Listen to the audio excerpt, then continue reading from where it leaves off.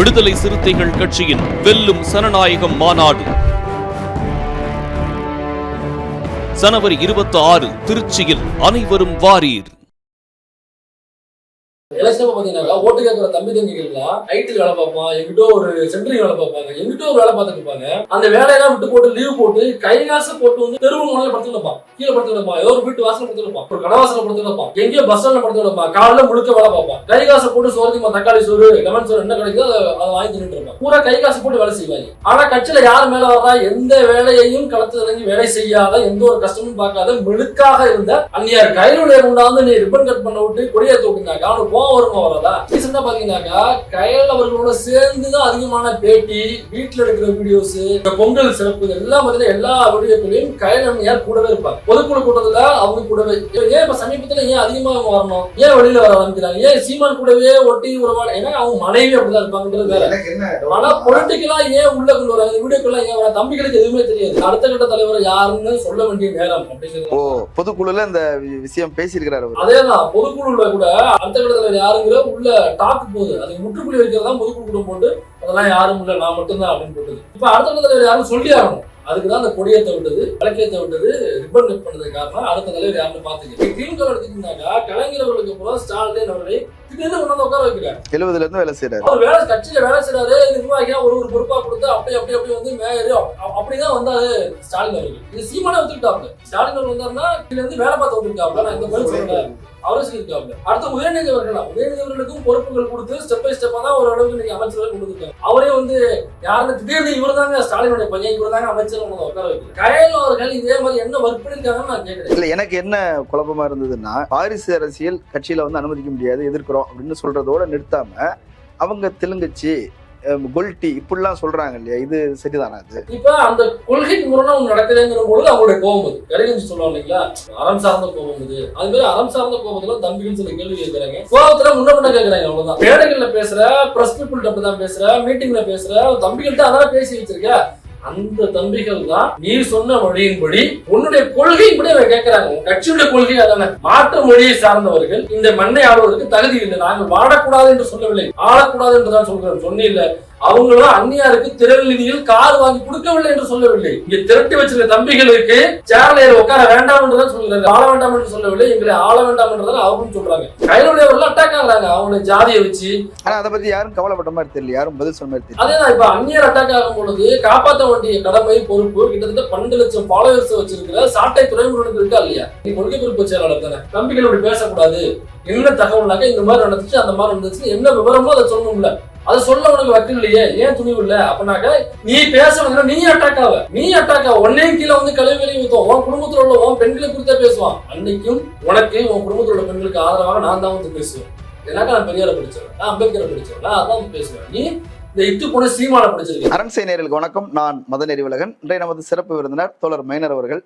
நிறைய விஷயங்கள் நம்ம அவர்கிட்ட வாதிக்க இருக்கிறோம், அவரை வரவேற்கலாம். வணக்கம் தோழர்.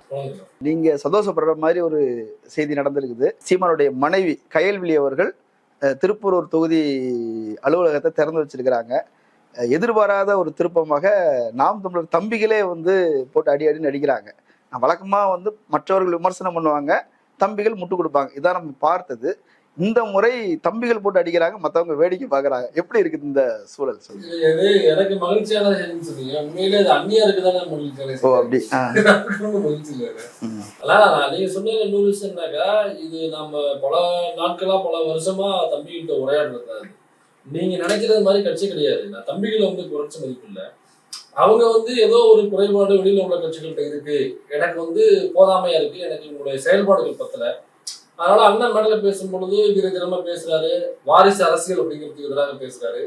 அப்படின்னா வாரிசு என்பதனாலேயே ஒருத்தரை கட்சிக்குள்ள வந்து உட்கார வைக்க மாட்டாரு அண்ணன். அப்ப கட்சியில வந்து யாரு சிறப்பா வேலை செய்யறாங்களோ, இன்கேஸ் அண்ணனை விட சிறப்பா வேற யாராவது பேசக்கூடிய அல்லது செயல்ல காட்டக்கூடிய நபர்கள் யாராவது இருந்தாங்க அவங்க தலைமை பொறுப்புகள். அப்ப கட்சி வந்து பயங்கர கட்டுக்கோப்பான கட்சியாக மற்ற கட்சிகளோட இது இருக்கு, அண்ணன் பேசுறது வந்து தெரியுது அப்படின்னு நம்பிதான் அவங்க உள்ள போயிருக்காங்க. சோ அதன் அடிப்படையில தான் அவங்க இயங்கிட்டு இருந்தது. அண்ணன் தவறு செய்யும் பொழுது இவங்க முட்டு கொடுத்தது காரணம் என்னன்னாங்க, எனக்கு ஃபர்ஸ்ட் ஈழம்னு சொல்லிதான் கட்சி ஆரம்பிச்சது, புலிகள் ஈழம் அப்படின்னு சொல்லி ஆரம்பிச்சாங்க. அப்ப புலிகள் அமைப்புல உள்ள ஒரு முக்கிய தலைவர் பொட்டம்மன் அவர்கள், அவரை குறித்து அண்ணன் பேசுத ஒரு ஆடியோ. ஏஐலாம் இப்போ வந்து டெக்னாலஜிஸ் தான். ஸோ அதனால இப்ப கூட கலைஞர் அண்ணா அவர்கள் குறித்து அவங்க வீட்டு பெண்களை குறித்து பேசுறது கூட ஏஐன்னு சொல்லி முட்டு கொடுத்தாங்க. ஏஐல வந்து அவ்வளவு கிளியரா டிக்டாவா எடுக்க முடியாது, அவுட் எடுக்க முடியாது. ஸோ இந்த ஏற்ற இறக்கங்கள் அப்படின்னு எடுக்க முடியாது. ஏன்னா கலைஞர் பேசுனீங்க வந்து இப்ப இளைஞரணி மாநாடு விட்டு வந்து திமுக சொல்லிட்டு இருந்தாங்க. ஸோ அவங்க பெரிய பொருட்செலவோட அவங்க வந்து ரெடி பண்ணியிருப்பாங்க. அந்த வீடியோவை பாத்தீங்கன்னாக்கா அவ்வளவு கலைஞர் பேசுனது அந்த ஏற்ற இறக்கங்கள்லாம் இருக்காது. அவருடைய வாய்ஸ் டோன் மட்டும் தான் இருக்குமே தவிர அந்த ஏற்ற இறக்கங்களோ முழுமையா கருணாநிதி அவர்கள் பேசுனா எப்படி இருக்குமோ அப்படி இருக்காது. ஸோ ஏஐல அவ்வளவு கிளியரா ரெடி பண்ற அளவுக்கு இன்னும் அது தயாராகாது. கலைஞர் அவர்களை அண்ணா அவர்களை குறித்து பேசின ஆடியோ வந்து ஏஐ ஆடுன்னு முட்டு கொடுத்தாங்க. ஆனா இந்த டெக்னாலஜிலாம் இப்பதான், இதுக்கு முன்னாடி இந்த டெக்னாலஜி கிடையாது. அப்ப அந்த டெக்னாலஜி இல்லாத காலகட்டத்திலே பொட்டம்மன் அவர்கள் குறித்து ஒரு ரொம்ப இழிவா தரக்குறைவா பேசின ஆடியோ ஒண்ணு போன எலெக்ஷன் அப்ப வந்துச்சு. முன்னாடி பெரிய பேசுபொருளானது. ஆமா, அப்பயுமே வந்து அந்த கட்சியில் உள்ள வண்டா கசாயமா இருக்கட்டும், இல்ல மாமா பயிலா இருக்கட்டும், அல்லது கரிகஞ்சியா இருக்கட்டும், இவங்க எல்லாம் வந்து இல்ல இது வந்து எங்க அண்ணன் வாயை திறக்கும்போது ஆரோ டப்பிங் கொடுத்துருக்காரு, எங்க அண்ணன் மாதிரியே யாரோ பேசியிருக்காங்க, இதே கூட எங்க அண்ணனுடைய வாய்ஸ் இல்லை அப்படின்னு ஃபர்ஸ்ட் விட்டாங்க. அப்புறம் மறுநாள் வந்து வித்தியாசமா விட்டாங்க, நீ முழு ஆடியோவையும் நீ போடு, இப்படி பேசியிருக்காருல முழு ஆடியோ நீ போடு அப்படின்னாங்க. முழு ஆடியோ அப்போ உங்க அண்ணன் பேசுனதானே ஒத்துக்கிறேன். முதல் நாள் டப்பிங்னு சொன்னேன், அப்புறம் வந்து என்ன சொன்னாங்க மெமிக்ரி அப்படின்னு சொன்னேன், அப்புறம் டிமிக்ரின்னு, அதுக்கப்புறம் வந்து இல்ல எங்க அண்ணன் பேசுனதுதான் முழு ஆடியோவையும் போடு அப்படின்னு சொன்னாங்க. அதுக்கு மேல அவங்களால முட்டு கொடுக்க முடியல. ஸோ அது அவர் போதையில பயங்கரமா போதையாகி இப்ப குடிப்பழக்கம் சீமான் வந்து பயங்கர குடிப்பழக்கம் உள்ளவர், இன்னைக்குமே குடிப்பழக்கம் உள்ளவர் தான். அது பிரஸ் மீட்லயே வந்து குடிச்சிட்டு வந்து அவர் இந்த பைக்கை எண்ணிட்டு கரெக்ட் ரைட்ஸ் எல்லாம் கரெக்டா போட்டுருங்க அப்படின்னு ரொம்ப போதை போட்டவங்க சில சேஷ்டைகளை பண்ணுவாங்க. இந்த ஊர்ல சின்ன பிள்ளைல பசங்க செய்வானுங்க. இந்த ஓணானுக்கு வந்து வெயில் காலத்துல லீவ் விட்டுருவாங்கல்ல மே மாசம்லாம், அப்ப என்ன பண்ணுவாங்க ஓணாம் பிடிப்பாங்க. ஓணாம் பிடிச்சு அதுக்கு இந்த கீழே கிடக்கிற சுருட்டு, அப்புறம் பீடி, துண்டு சிகரெட்டு, இதுல உள்ள புயலை எடுத்துருவாங்க. அந்த மோனானுக்கு வந்து வாயில புயலை வச்சுட்டுருவாங்க. வச்சுட்டு வேடிக்கை பார்த்தாங்கன்னாக்கா அப்படியே சுத்தி வரும், பிறண்டு அடிக்கும், டைப் அடிக்கும், அதெல்லாம் அடிக்கும், இந்த சேட்டைக்கெல்லாம் பண்ணும்.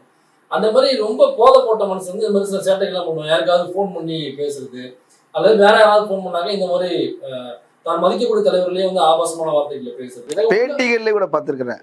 அவரு நம்ம ஆதன் தமிழுக்கு ரொம்ப இடைவெளிக்கு பிறகு ஒரு வந்தார் இல்லையா? ஆமா, நம்ம பட்வைசர் ஜெர்னலிஸ்டோட. ஆமா, வந்தவன முதல் இது பார்த்தேன், அந்த ஷோவால சுத்தி ஆடிக்கிட்டே இருக்கிறாரு. சுத்தி ஆடிட்டே இருப்பாரு. ஒரு நிலையா இப்ப நம்மளோட பேட்டி பாருங்க, ஒரு நம்மளுடைய பாடி லாங்குவேஜ் தெரியும் எப்படி பண்ணணும். ஆனா அவர் அந்த நீங்க சொன்ன பேட்டி வரைக்கும் பேட்டி வச்சிருப்பாரு, முன்னாடி வந்து விழுவாரு, இந்த பக்கம் வந்து விழுவாரு. ஆமா, அது என்னக்கா முதல் நாள் வந்து நிறைய குடிச்சிட்டாங்க அப்படின்னாங்க, ரொம்ப நடுநிறவு தாண்டி அத்தனை மணி வரைக்கும் குடிச்சிட்டாங்க அப்படின்னாக்க மறுநாள் வந்து சீக்கிரம் எழுந்திரிச்சிருப்பாங்க. அதெல்லாம் எந்திரிச்சு கட்டாயமா இருக்கும், இந்த பேட்டி வர்றதுனால எந்திரிச்சு குடிச்சு ரெடியாகணும் அப்படிங்கிறதுக்காக. சோ அந்த இடைப்பட்ட அந்த தூக்க நேரம் இருக்குல்ல, அது பத்தாது அந்த நேரம். அதனால வந்து இயல்பான ஒரு மனிதா இருக்க மாட்டாங்க. அவங்களுடைய செயல்பாடுகள் எதுவுமே அவங்களுடைய கட்டுப்பாட்டுல இருக்காது. கணப்பனாலும் போகும், இவங்க கட்டுப்படுத்தியே உள்ள வைப்பாங்க. அந்த டிஸ்டர்பன்ஸா நம்ம பாக்குறது. ஸோ அப்படிதான் அந்த மாதிரி வந்து ஃபுல் போதையில பேசின ஆடியோ கேட்டோம். அப்பயும் வந்து அதுக்கே இவர்கள் பெரிதாக மதிக்கக்கூடிய பொட்டமானவர்கள் அவர்கள் குறித்தே வந்து ரொம்ப தரக்குறைவா இழிவா பேசினார் ஆடியோ. சோ அதையே வந்து என்னன்னாக்கா தான் மதிக்கக்கூடிய தலைவர் ஏன் அண்ணன் இப்படி பேசினாரு கொஸ்டின் பண்ணல அவங்க. அடுத்த நிமிஷமே இல்ல இது வந்து டிமிக்கி அவர் வாய்ஸ் கொடுத்தது, அப்புறம் வந்து இல்ல இது வந்து முழு ஆடியோ அப்படிலாம் முட்டு கொடுத்துருந்தாங்க. அண்ணன் அப்படி பேசியிருக்க மாட்டாருன்னு நம்புறாங்க தம்பிங்க. இல்ல அதுதான், அவர் பேசியிருப்பாரா இல்லையாங்கிறது உங்களுக்கும் தெரியும், எனக்கும் தெரியும், அது சீமானுக்கும் தெரியும்.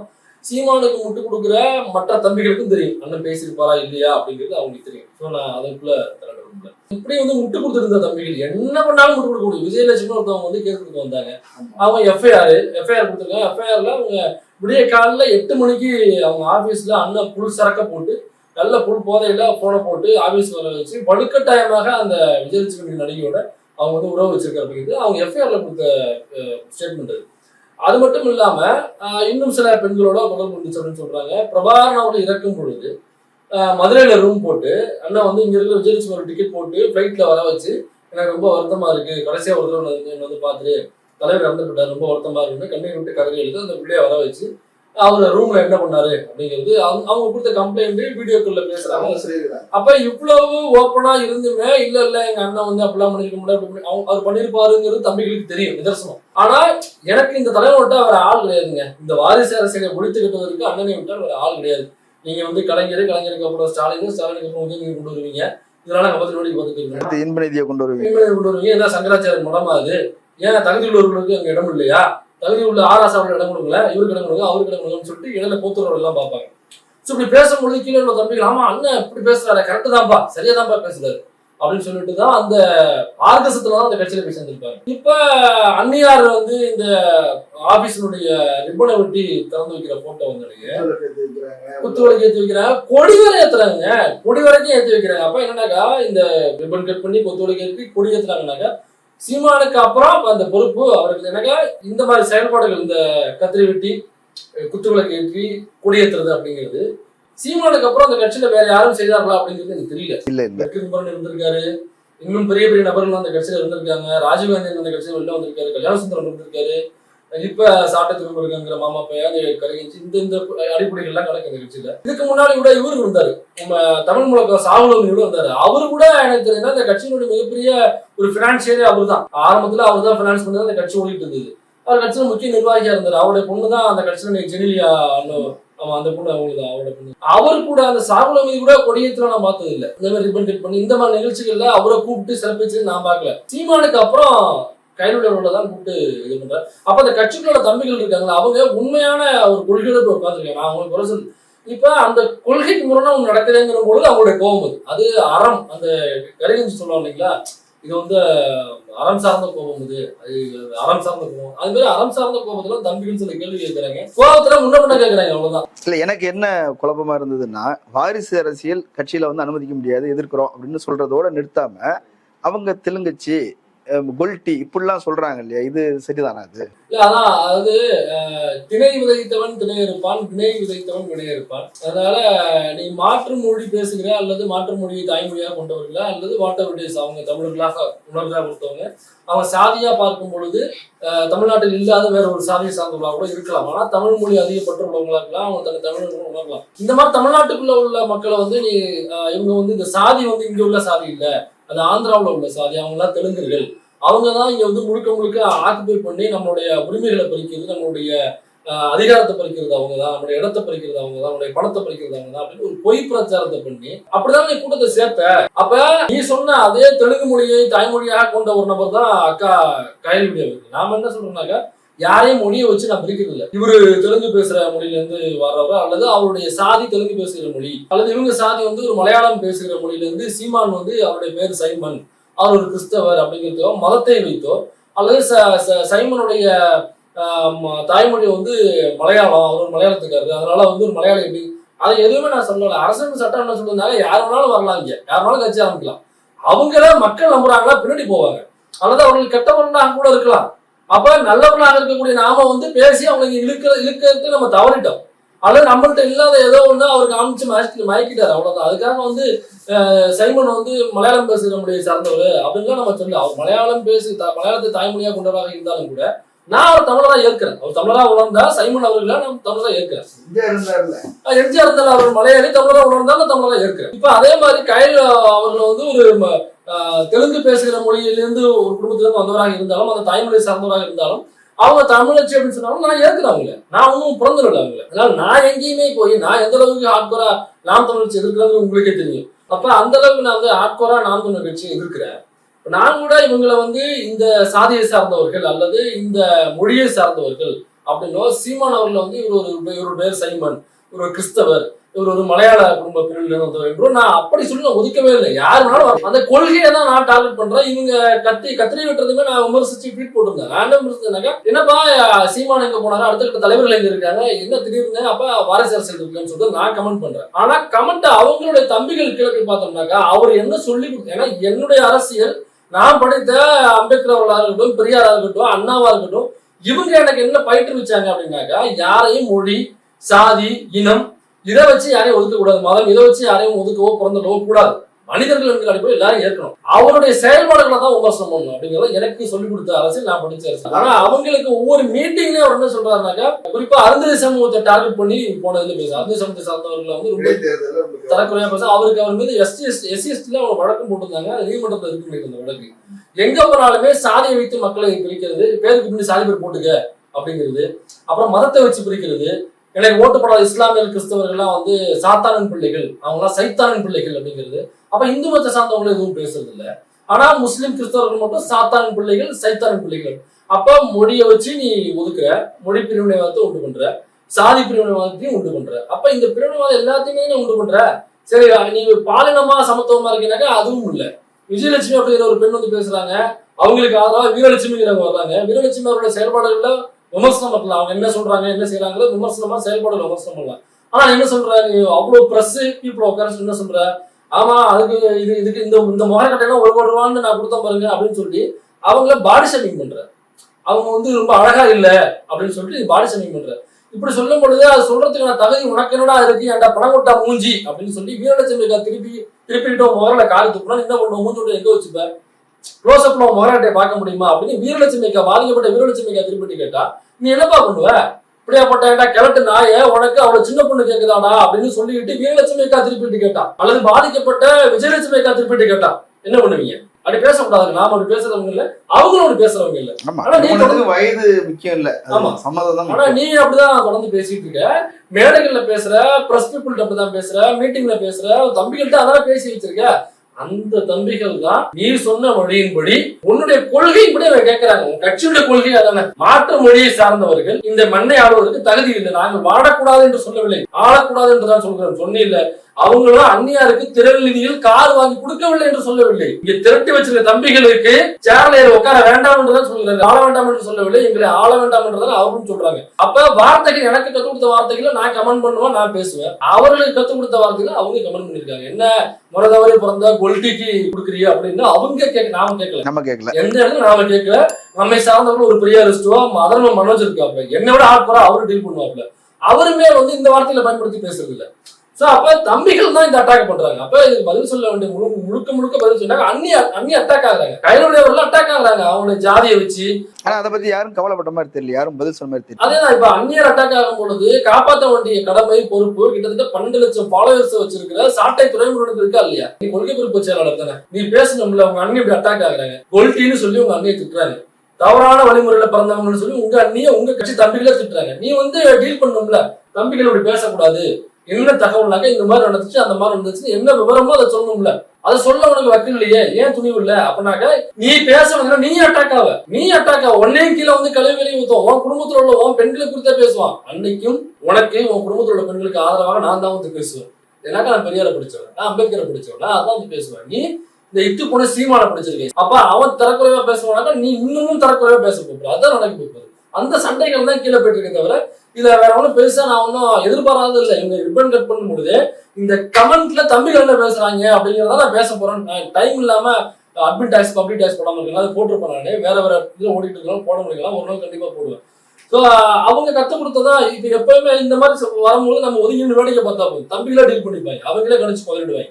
அவங்க வந்து ஆனா அவங்களோட கோபத்துல ஒரு உண்மை இருக்கு, அவங்க கேட்கறது வேணா தப்பா தப்பு சொன்னதுக்கு எதிராக நீ நடந்துக்கிற அப்படின்னு அந்த கொள்கைக்கு எதிராக நடக்கும் பொழுது அந்த தொண்டன் கேள்வி கேட்க செய்வான். எனக்கா அவன் வந்து ஒரு 10 ரூபாய்க்கு தக்காளி சாதம் வாங்கிட்டு கைகாசை போட்டுட்டு வீட்டுல உள்ள ஏதோ அடமானம் வச்சுட்டு ஏதோ ஒன்று வரப்போகுது, தமிழ் தேசியம் வரப்போகுது, அல்லது வந்து அண்ணன் வந்து பெருசா ஏதோ நட்டு கிழிக்க போறாப்ல அப்படின்ற நம்பிக்கையில கைகாசெல்லாம் போட்டு எலெக்ஷன் கம்பெயின் பண்ணி பாத்தீங்கன்னா தெரியும். எலெக்ஷன் பாத்தீங்கன்னா ஓட்டு கேட்கிற தம்பி தங்கிகள்லாம் ஐடி வேலை பார்ப்பான், எங்கிட்ட ஒரு சென்ட்ரிங் வேலை பார்ப்பாங்க, எங்கிட்ட ஒரு வேலை பார்த்துட்டு இருப்பாங்க. அந்த வேலையெல்லாம் விட்டு போட்டு லீவ் போட்டு கைகாசை போட்டு வந்து கைகாசுல போட்டு தெருவு முனையில படுத்து வைப்பான், கீழே படுத்து வைப்பான், ஏதோ ஒரு வீட்டு வாசல படுத்து வைப்பான், ஒரு கடவாசல படுத்து வைப்பான், எங்கேயோ பஸ் ஸ்டாண்ட்ல படுத்து வைப்பான், காலைல முழுக்க வேலை பார்ப்பான், கைகாசை போட்டு சோறுமா தக்காளி சோறு லெமன் சோறு என்ன கிடைக்குதோ அதை வாங்கி தின்னுட்டு இருப்பான். பூரா கைகாசு போட்டு வேலை செய்வாங்க. ஆனா கட்சியில யார் மேல வரா, எந்த வேலையையும் களத்துல இறங்கி வேலை செய்யாத, எந்த ஒரு கஷ்டமும் பார்க்காத மிடுக்காக இருந்த அந்நியார் கையிலுடைய கொண்டாந்து நீ ரிப்பன் கட் பண்ண விட்டு கொடியேற்ற விட்டுனாக்கா அவனுக்கு கோவம் வருமா வராதா?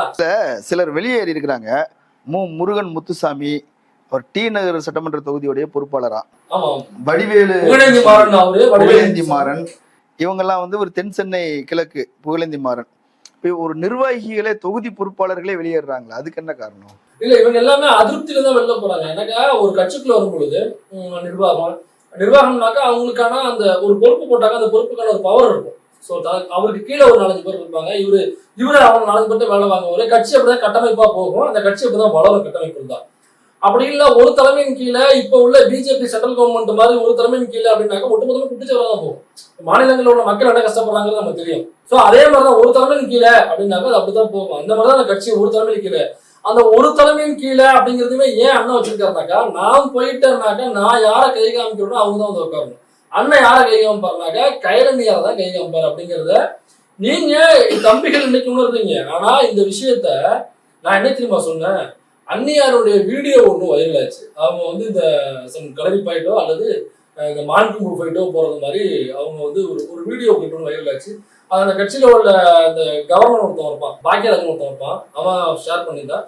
அப்புறம் அந்த தம்பிகள் ஒரு பேரை ஷேர் பண்ணேன். நான் அன்னைக்கு முடிவு பண்ணேன், அந்த வீட்டை நான் கோப்பீட் பண்ணி நான் பேசியிருந்தேன். அடுத்தது அண்ணியார் வர போறாங்க வெகு விரைவில் அப்படிங்கிறத போட்டுருந்தேன். ஸோ அந்த வீடியோ மட்டுமே வச்சு நான் ஜட்ஜ் பண்ணல, எனக்கு உள்ளேருந்து கொடுத்த தகவல், சோர்ஸ் கொடுத்த தகவல். இதுக்கப்புறம் கொஞ்சம் கொஞ்சமா அண்ணியார் வந்து நீங்க அந்த வீடியோல எடுத்துக்கிட்டீங்கன்னாக்கா அந்நியாரை வந்து கொஞ்சம் கொஞ்சமா பொதுவெளிக்கு வருவாங்க. அண்ணன் கூட ஏதோ ஒரு மீட்டிங் வருவாங்க, இங்கே ஒரு போட்டோ எடுத்து ஷேர் பண்ணுவாங்க. அப்புறம் அவங்க டிகிரி முடிச்சிட்டாங்க, பிஎட் முடிச்சிட்டாங்க அப்படின்னு சொல்லிட்டு அது ஜாயின் பண்ண போல தம்பிகள் எடுத்து ஷேர் பண்ணுவாங்க, பொதுக்குழுக்கு வருவாங்க. அப்புறம் வந்து இந்த வீடியோக்கள் எல்லாம் சாதாரண பாத்தீங்கன்னா சீமான் எங்க பேட்டி விடுப்பாங்க. ஆனா ரீசெண்டா பாத்தீங்கன்னாக்கா கயல் அவர்களோட சேர்ந்துதான் அதிகமான பேட்டி, வீட்டுல எடுக்கிற வீடியோஸ், இந்த பொங்கல் சிறப்பு எல்லாம் பாத்தீங்கன்னா எல்லா வீடியோக்களையும் கயல் அண்ணியார் கூடவே இருப்பாங்க. பொதுக்குழு கூட்டத்துல அவங்க கூடவே. என்ன ஏன் கூடவே ஏன் இப்ப சமீபத்துல ஏன் அதிகமா அவங்க வரணும், ஏன் வெளியில வர ஆரம்பிக்கிறாங்க, ஏன் சீமான் கூடவே ஒட்டி உறவாட, ஏன்னா அவங்க மனைவி அப்படிதான் இருப்பாங்கன்றது வேற. ஆனா பொலிட்டிக்கலா ஏன் உள்ள கொண்டு வராங்க வீடியோக்கெல்லாம், ஏன் தம்பிகளுக்கு எதுவுமே தெரியாது. இல்ல எனக்கு புரியுது, நீங்க சொல்றது புரியுது. சீமான் நல்லா ஆரோக்கியமா இருக்கிறார், அப்புறம் ஏன் அவசரப்பட்டு அவங்களுடைய மனைவியை முன்னிறுத்துறாங்க? சீமான் நல்லாதான் இருக்காரு, சீமான் மனுஷன் தானே அவரு, நாளைக்கே எது வேணாலும் நடக்கலாம். அவருக்கு என்ன இருக்குன்னு வயசாயிருச்சு, ரெண்டாவது சுகர், ஏகப்பட்ட பிரச்சனை அவருக்கு. போன எலெக்ஷன்ல போய் பார்த்துருப்பீங்க, போயிட்டு இருக்கும்போது மயக்கம் போட்டு கீழே விட்டாரு. பேசும்பொழுது இப்படி பேசுறாங்க, 2 ரவுண்டு போட்டு பேசுவாப்ல, ரவுண்டு தெரிஞ்சதுக்கு அப்புறம் கிளியர் ஆடுவாப்ல, பொட்டிப்பாமா இருப்பாங்க வீட்டுல. சோ வயசு ஆனாங்க எல்லாருமே சும்மா தோரணையா நீ வெளில பார்க்கும் பொழுது பயங்கரமா இருக்கிற மாதிரி தெரியும். அவருடைய இந்த ஜிம்ல ஒர்க் அவுட் பண்ற வீடியோஸ் எல்லாம் கூட ஷார்டேஜ் நம்ம எடுத்து போட்டாங்க பார்த்தீங்களா. அந்த ஒர்க் அவுட் வந்து தயவு செஞ்சு நான் உங்களுக்கு நான் சொல்றேன், நேரலுக்கு சொல்றேன், சீமாவோட அந்த ஒர்க் அவுட்டை பாத்தீங்கன்னாக்கா அதை பார்த்துட்டு அதே மாதிரி தயவு செஞ்சு யாரும் செய்யாதீங்க. நாம் தமிழ் கட்சியில ஒரு வேலை இருந்தீங்கன்னாக்கா, அண்ணனை பார்த்து இன்ஸ்பயர் ஆகிறனாக்கா அந்த ஒர்க் அவுட்டை செய்யாதீங்க. ஏன் அப்படின்னாக்கா அவர் செய்யற ஒர்க் அவுட் தப்பான வழிமுறை, ராங் பொசிஷன்ல செய்யறாரு. அப்படி அந்த ஒர்க் அவுட்டை செய்யவே கூடாது. அப்படி செஞ்சாக்கா அங்கங்க ஏர் லாக் ஆகும், அப்படி செய்யக்கூடாது. தப்பான ஒர்க் அவுட்டு நிறைய பெயின் வரும். அப்படியே சீமான் செஞ்சுட்டு அந்த பெயின்ல முன்னாள் படத்துல இருந்திருப்பாரு. நீங்க அங்க ஜிம்ல மாசு இருந்தாங்கன்னு தெரியல, மாசு இருந்தாக்கா செவுத்தா மட்டும் அப்படியே செய்வாங்க. டம்பிள் எப்போ பிடிக்கணும், போதுல ஹேமர் கால் எப்படி போடணும், டம்பிள் எப்படி பிடிக்கணும், ஒரு இளவும் தெரியாம போட்டுருக்காங்க, குடிஞ்சுக்கிட்டு மாங்க அடிக்கிறது இல்லை. ஸோ அது ரொம்ப தப்பான வழிமுறை. இது எல்லாமே என்னன்னாக்கா ரொம்ப வயசாகிட்டு இருக்காரு. ஸோ வெளியில தெரியாம இருக்கு. மீட்டிங் கூட 2 ரவுண்டு போட்டு பேசும்போது அந்த போதையில பேசிட்டு போயிருக்காப்ல. அதுக்கப்புறம் பாத்தீங்கன்னாக்கா அவர் உடல்நிலை ரொம்ப மோசமாயிட்டு இருக்கு. அதெல்லாம் அடுத்த கட்டத்துக்கு அந்நியார் நடந்த உட்கார ஏற்பாடுகள் தான் இப்போ போயிட்டு இருக்கு. எனக்கு என்ன கேள்வினாக்கா, இதுல நான் தம்பிகள்கிட்ட சில கேள்வி கேட்கிறேன். சரி, இப்ப அந்நியார் வந்து போய் கட் பண்ற இதை பாத்தீங்க, இதுக்குள்ள நீங்க கொஞ்சம் யோசிக்கணும். இப்ப இது அவங்க காலையிலேயே சும்மா கார் எடுத்துட்டு போயிட்டு இருக்கும்போது ஐயோ அண்ணி வந்துட்டாங்கப்பா, அப்படியே மறைங்க, அண்ணி நீங்க வரலன்னு தெரியாத அப்படின்னு சொல்லி அந்த நிர்வாகிகள் கூட்டிட்டு போய் கட் பண்ணவில்லை. அப்ப இதுக்கு முன்னாடி முன் தயாரிப்பு, இந்த பில்டிங் கட்டிக்கிட்டு எல்லாம் பண்ணி அந்நியாருக்கு போய் ஒரு அழைப்பு கொடுத்து அந்நியார் டேட்டு கொடுத்து அந்நியார் வந்து கட் பண்ணிருக்காரு. இப்ப 2-3 வியூ நம்ம பார்க்க வேண்டியிருக்கு. இந்த இண்டஸ்ட்ரி கொண்டு கொடுத்த இந்த அறிவிட்ட முண்டங்கள் அந்த கட்சியில தான் இன்னமும் இருக்கு. அப்ப உங்க அண்ணன் என்ன சொல்லி கொடுத்தாப்புல, வாரிசு அரசியல் கூடாது சொல்லி கொடுத்தா இருக்கிறல்ல, அதை பார்த்தா நீ கட்சிக்குள்ள போயிருக்க. அப்ப போனாக்கா சீமானை ஒருவேளை நீங்க ட்ரேஸ் பண்ண முடியாம இருந்திருக்கலாம், நம்பர் நாட்டு இருந்திருக்கலாம், அல்லது சீமான் வந்து பெங்களூருக்கு போயிருந்துருக்கலாம், யாராவது பாக்குறதுக்கு போயிருந்துருக்கலாம், அல்லது மதுரையில ரூம் போட்டு அவர் வேற ஏதாவது வேலையில வந்து டெக்காஸ் இருந்திருக்கலாம், அல்லது சம்திங் வேற ஏதோ வேலையில இருந்திருக்கலாம். அதை ரீச் பண்ண முடியல அப்படின்னாக்கா அதுக்கப்புறம் அந்த கட்சியில துணைத் தலைவர் யாரு, தலைவர் சரி இருக்காரு, ஒருங்கிணைப்பாளர் இருக்காருனாக்கா அடுத்தது யாரு, ஒருங்கிணைப்பாளர் யாரு அல்லது தலைவர் யாரு? அடுத்த தலைவர் தான் இல்லவே இல்லைன்றாங்க. இல்ல ஒருத்தருமே கட்சி இல்ல, அவரே சொல்றாரு, பொதுக்குழு சொல்றாரு, முதல் கட்ட தலைவரே இல்ல, நீங்க 2ஆம் கட்ட தலைவரை பத்தி கேக்குறீங்கன்னு கேக்குறாரு. சரிங்க, இப்ப கட்சியிலனாக்கா ஒரு பொறுப்புன்னு போட்டு உட்கார வைக்கணும்ல, துணைத் தலைவர்னு போட்டு ஒருத்தர் உட்கார வைக்கணும்ல, அதுவே இல்லன்றாங்க. ஒருங்கிணைப்பாளர் தான் எங்களுக்குன்னு சொல்றாங்க. சரி, ஒருங்கிணைப்பாளர், அதுக்கு அடுத்த சரி சாட்டை தலைமுறை கொள்கை பொறுப்பு செயலாளர், அந்த பதவி கொள்கை பொறுப்பு செயலாளர், அட்லீஸ்ட் அவனாவது கூட்டு போலாம்ல. அவன் ரோட்ல மைக்ல வந்து பேசி கத்திக்கிட்டு கேஸ் வாங்கலாம் உள்ள போயிருக்காங்க கட்சிக்காக, அதுக்காவது கொடுக்கலாம். என்ன கையொலி என்ன ரோட்ல என்ன பேசியிருக்காங்க, கட்சிக்காக என்ன உழைச்சிருக்காங்க, இல்ல எலெக்ஷன் கேம்பெயின் அப்ப இவங்க மாதிரி இந்த கட்சியோட தம்பிகள் மாதிரி கைகாசு போட்டு செலவு பண்ணிட்டு ரோட்ல அங்க கிடைக்கிற இடத்துல படுத்து இருந்துட்டு கைகாசு போட்டு செலவு பண்ணி அப்படி இல்லாத எலெக்ஷன் கேம்பெயின்ல பண்ணிருக்காங்களா? விஜயகாந்த் மனைவி கூட அந்த மாதிரி செஞ்சிருக்காங்க, அவங்க செஞ்சிருக்காங்க. ஆனா இவங்க என்ன வேலை பார்த்திருக்காங்க கட்சியில? ஒரு வேலையும் பார்க்கலையே. திடீர்னு முளைச்சு வந்து நான் ரிப்பன் கட் பண்ணுவேன், கொடியேற்றுவேன் அப்படின்னாங்க. இதுக்கு பேர் தாங்க வாரிசு அரசியல். நீங்க திமுக எடுத்துட்டீங்கன்னாக்கா கலைஞர் அவர்களுக்கு அப்புறம் ஸ்டாலின் அவர்களை திடீர்னு கொண்டாந்து உட்கார வைக்கிறார். 70ல இருந்து வேலை செய்யறாரு, அவர் வேலை கட்சியில வேலை செய்யறாரு, நிர்வாகியா ஒரு பொறுப்பா கொடுத்து அப்படி வந்து மேயர் அப்படிதான் வந்தாரு ஸ்டாலின் அவர்கள். இது சீமானே ஒத்துக்கிட்டாப்ல. ஸ்டாலின் அவர்கள் வந்தாருன்னா கீழ இருந்து வேலை பார்த்து வந்திருக்காப்ல. நான் இந்த மாதிரி சொல்றேன், அவரே சொல்லியிருக்காங்க. அடுத்து உதயநிதி அவர்களுக்கும் பொறுப்புகள் கொடுத்து ஸ்டெப் பை ஸ்டெப்பா தான் ஓரளவுக்கு இன்னைக்கு அமைச்சர்கள் கொண்டு வந்திருக்காங்க. அவரே வந்து யாருன்னு திடீர்னு இவர் தாங்க ஸ்டாலினுடைய பையன், இவர் தாங்க அமைச்சர் உட்கார வைக்கல. கயல் அவர்கள் இதே மாதிரி என்ன ஒர்க் பண்ணிருக்காங்கன்னு நான் கேட்கிறேன். என்ன வேலை பார்த்திருக்காங்க அந்த கட்சியில உள்ள காளியம்மாளுக்கு இருக்காங்களே, எவ்வளவு வேலை பார்த்திருக்காங்க தெரியுங்க. நல்ல பேச்சாளரும் கூட, பயங்கர பேச்சாளர். அவங்க வடச்சென்னையில சீட்டு கொடுக்குறாங்க, எம்பி எலெக்ஷன் நிக்கிறாங்க. அதுல 3வது இடம் வர்றாங்க. கிட்டத்தட்ட 25,000 வாக்குகளுக்கு மேல. ஏன்னா அவங்க ஏரியா எங்கேயோ இருக்கு, சம்மந்தம் இல்லாத வடச்சென்னைங்கிறது. வடச்சென்னையில போட்டுருந்தாங்க. அவங்க ஊர்ல இருந்து அவங்க வீட்டுக்காரரு சொந்தக்காரவங்க எல்லாரும் ஊர்ல எல்லாம் கட்சி வேலை செய்யறதுக்காக வர்றாங்க. இவங்க கூட ஒரு மண்டலத்தில் தங்க வைக்கிறாங்க. எல்லாரும் சொந்தக்காரவங்க கூட்டு வந்து இவங்களுக்காக வேலை செய்யறாங்க. அந்த ஊர்ல சொந்தக்காரவங்க எல்லாம் வேலை செய்யறாங்க. வேலை செஞ்சு அவர் அந்த காளியம்மாளுக்கால் அந்த எந்த வீட்டுல புகாத வீடே கிடையாது வடச்சென்னையில. எனக்கு தெரியும், ஏன்னா நான் வடச்சென்னை எனக்கு தெரியும், வேலை பார்த்தேன், நான் வேலை பார்த்தேன். பூராத வீடே எல்லா வீட்டுக்குள்ளேயும் வந்து ஓட்டுக்கிட்டு வந்தோம்னா அதனுடைய பலன் 25,000 ஓட்டுக்கு மேல. திமுக அதிமுக பண்ற பெரிய திமிங்கலங்களுக்கு மத்தியில இந்த கட்சியில இந்த ஏரியா வாடையே தெரியாத காளியம்மாளுக்கால் வந்து 26,000 வாக்குகளுக்கு மேல வாங்கினாங்க 2019. ஆமா, கட்சியெல்லாம் பெருசா இதெல்லாம் கிடையாது. இப்போ அந்த லெவலே வந்து அவங்க 3ஆம் இடம் வந்தாங்க. அப்ப அடுத்த சட்டமன்ற எலெக்ஷன்ல திரும்ப ஓட்டு அவங்க சீட்டு கொடுப்பாங்க அப்படிங்கிற எதிர்பார்ப்பு இருந்துச்சு. ஆனா சீட்டு அண்ணன் எடுத்துட்டாப்ல, அங்க வந்துட்டாப்ல. இவங்க ஓட்டை சேகரிச்சுட்டு வந்தாங்களா. மேக்கப் வந்து அதான் அந்த பாப்பானுடைய புத்தின்னு சொல்றது. எல்லாரும் பொதுமக்கள் எல்லாம் போட்டு காசு கீசு போட்டு உழைப்புல வேலை செஞ்சு செக்கில தூக்கி சட்டி தூக்கி ஒரு கோயிலை கட்டுவான். அப்புறம் கடைசியா வந்து எல்லாரும் வெளில போட்டு பாப்பா நேரடியா கருவூர் நேரம் உள்ள உடம்புலாம். அதே மாதிரி இந்த அக்கா சிறு சிறு சேர்த்த ஓட்டு இருக்கீங்களா, அப்புறம் காளியம்மாளை அந்த தொகுதிக்கு போட்டு அந்த பாப்பா மாதிரி நேரடியா உள்ள வந்துட்டாங்க ஓட்டு வாங்குறது. அப்ப காளியம்மாளுக்களோட உழைப்புன்னு உங்களுக்கு யாரும் மறுக்க முடியாது. அப்ப காளியம்மாளை கூப்பிட்டு நீங்க ரிப்பன் கட்ட சொல்லுவீங்க, ரிப்பன் கட்ட சொல்லிக்கலாம்ல. அவங்க அடுத்த கட்ட தலைவர் தானே, அவங்களை கூட்டு கூட சொல்லிருக்காங்க. சம்மந்தமே இல்லாம திடீர்னு கொண்டாந்து இவருதான் சீமானுடைய மனைவி, இவருதான் வெட்டுவாங்கனாக்க எப்படி? நம்மளை விடுங்க, நமக்கு சம்மந்தமே கிடையாது. கட்சிக்குள்ளோட தம்பிகள் கேள்வி வைக்கிறதுக்கு காரணம் இதுதான். அப்ப முன்தயார் எப்படி கொடுத்தாங்க அவங்க? அப்ப அவங்களுக்கு என்ன அறிவு இருந்திருக்கு அந்த கட்சியில் உள்ளவங்களுக்கு? சரி, ஓகே. நீ என்ன போட்டி இருக்கு அந்த கட்சியில் உள்ளவங்களுக்கு? இல்ல இதுல பக்கா பிளான் இருக்கு. இது அவங்களே கொண்டாந்து கொடுத்தது இல்ல, இது பிளான் இருக்கு உள்ள. அதுதான் நான் கேட்க வரேன். அவங்க எப்படியும் கையல்வெளியோட நேரடியா தொடர்புல உள்ளவங்களா இருக்க முடியாது. கட்சி நிர்வாகிகள் அலுவலகம் இங்க இருக்குது, வீடு அங்க இருக்குது, இங்கதான் வந்து கொடுக்க போறாங்க. தலைவர்கிட்ட தான் கொடுத்துருப்பாங்க. தலைவருக்கு தெரியாம இது நடந்திருக்காது இல்லையான்னு கேக்குறேன். ஆமா, இது என்னக்கா, இது அடுத்த கட்ட தலைவர் யாருன்னு சொல்ல வேண்டிய நேரம் அப்படிங்கிறது. பொதுக்குழுல இந்த விஷயம் பேசியிருக்கிறாரு. அதேதான், பொதுக்குழுல கூட அடுத்த கட்ட தலைவர் யாருங்கிற உள்ள டாக்கு போகுது. அதுக்கு முற்றுப்புள்ளி வைக்கிறதா பொதுக்குழு கூட போட்டு அதெல்லாம் யாரும் இல்ல, நான் மட்டும்தான் அப்படின்னு போட்டது. இப்ப அடுத்த கட்ட தலைவர் யாரும் சொல்லி ஆகணும். அதுக்குதான் அந்த கொடியத்தை விட்டது, இலக்கியத்தை விட்டது, ரிப்பன் கட் பண்ணதுக்கு காரணம் அடுத்த தலைவர் யாருன்னு பாத்துக்க. பட்டாபிஷேகம் சூட்டியாச்சு, மூடிட்டு உட்காந்துக்கணும். இதை எதிர்த்து பேசுனாங்க, நீ போ, உடனே நான் கட்சி கூட்டலான்னு கேட்பாப்ல. அவரோட ஆடியோக்கெல்லாம் கேட்டு வளசனா அவரே தான் சொன்னாரு, பொதுக்குள்ள சொன்னார்ல, அண்ணன் மேல நம்பிக்கை இருந்தா என் கூட வா, இல்லைன்னா போயிரு, குறுக்க மறுக்க ஓடாத அப்படின்னு அவரே சொன்னதுதான். அதனால அடுத்த கட்ட தலைவர்னாக்கா அது அண்ணி தான், என் மனைவி தான். இதுதான் ஏத்துக்கிட்டா இது எல்லாம் வெளில அப்படிங்கிறது. இப்ப இத்தனை வருட காலமாக பல டிபேட்டுகள்ல உட்காந்து பேசினா அந்த கரிகஞ்சிருக்கல வாரிசு அரசியல் கலைஞருக்கு அப்புறம் ஸ்டாலின் என்ன வாழ்ச்சின்னு பேசலாம். அந்த கரிகஞ்சிருக்காங்க பார்த்தீங்களா? இன்னைக்கு மூஞ்சி ஒன்று எங்க வச்சுருக்காங்க, எதிர்த்து பேசுவோம்னா அல்லது இதுக்கு எப்படி விட்டு கொடுப்பாங்க. இல்ல இந்த மாமா பையன் இருக்காம பாருங்க, இது பாருங்க திமுக வாரிசு அரசியல், ஐயோ காலி துப்புறாங்க அவங்க. இன்னைக்கு யாரு நீ மூஞ்சி துப்பி கண்ணாடி. இன்னொன்னு கேக்குறாங்கல்ல, மகள் வந்தாதான் வாரிசு, மனைவி வந்தா வாரிசு கிடையாது. ஏற்கனவே மச்சான் கூட வந்திருக்கிறாரு, அவரே சொல்லியிருக்கிறாரு, மச்சான் வந்தா வாரிசாடா, மக வந்ததான் வாரிசு அப்படின்னு அவரே சொல்லியிருக்கிறாரு. கரியாளன் தான் கேள்வி கேட்டாப்படி. ஆமா, கேள்வி கேட்டாப்புல. இப்படியாப்பட்ட ஒரு தற்குறித்தனமான பதில நீங்க எங்கேயுமே கேட்டு முடியாது. வேற பதில் ஏதாவது சொல்லியிருந்திருக்கலாம். எனக்கா பிறந்தான், அவன் இவனுக்கா பிறந்தான் அப்படின்னு ரொம்ப கொச்சையா பேசுறது இருக்குல்ல.